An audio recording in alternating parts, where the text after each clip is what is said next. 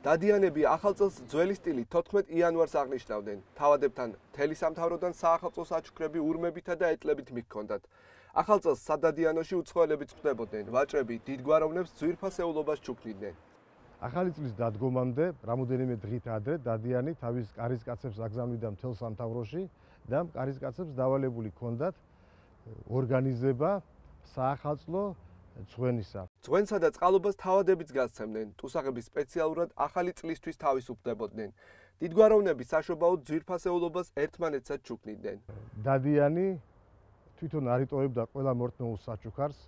ეს დაწილდებოდა მერე სოციალურად დაუცველ ფენებზე, ქვრივობლებზე და თვითონაც ძალიან დიდ ხელმოქმედებას ეწეოდა. ეს დამახასიათებელია ზოგადად მთლიან დადიანთა მმართველობისათვის. საახალწლო სუფრა საგულდაგულოდ იშლებოდა. სუფრაზე ჭარბობდა ნადირის, შინაური ფრინველის ხორცი და თევზეული. აუცილებელი იყო ზუთხი და კალმახი.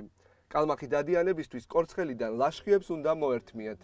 განსაკუთრებით აღსანიშნავი არის საახალწლო სუფრა, რომელსაც დადიანი აწყობდა თავის სასახლეში, აი ამ დიდ დარბაზში სტუმართა საპატივცემლოდ.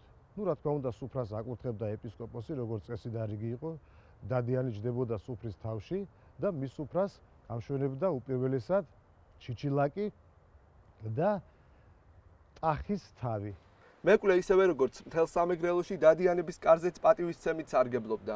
დადიანების მეკლე დიდგვაროვანი ბედნიერი მამაკაცი უნდა ყოფილიყო. მას თავადი უხვად ასაჩუქრებდა. მეკლის შერჩევა ხდებოდა საახლობლო წრიდან. ეს ადამიანი მეკლე უნდა ყოფილიყო აუცილებლად კარგი ოჯახის შვილი, რომელსაც ჰქონდა მატერიალურად მყარი მდგომარეობა და ბედნიერი ოჯახის წარმომადგენელი უნდა ყოფილიყო. დღევანდელისგან განსხვავებით სადადიანოში ახალი წელი არა 12 საათზე, არამედ გამთენიისას თოფებისა და ზარბაზნების როლით შემოდიოდა.